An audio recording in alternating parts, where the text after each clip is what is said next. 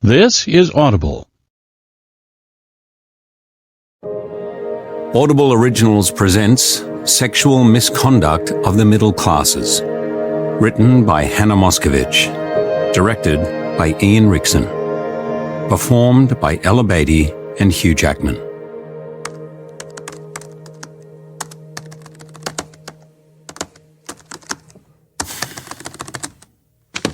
Well, he was agitated. He didn't know why. Nothing came to him.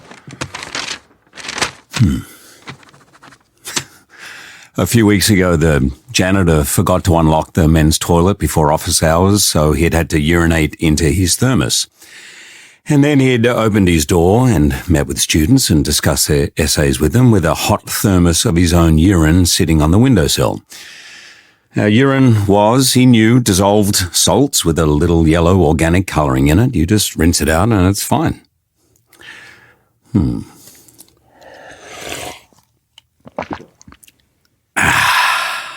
Yeah.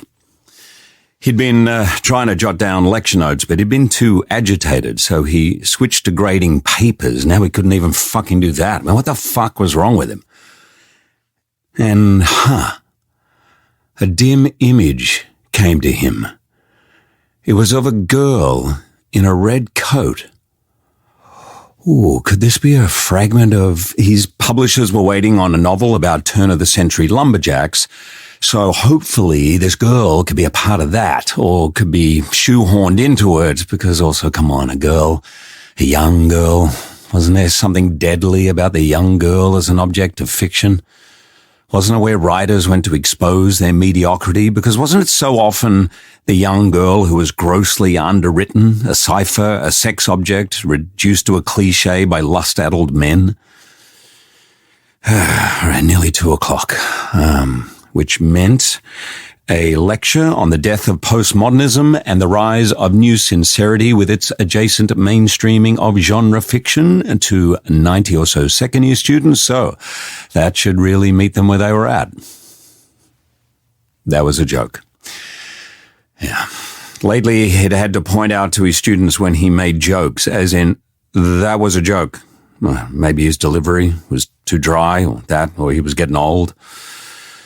He liked to lecture without notes and address his students in a casual, jokey style, as though he was saying to them, we're all just trying to make sense of these beautiful texts of staggering genius. I just happen to have spent a little more time with them than you have, because this was 2014.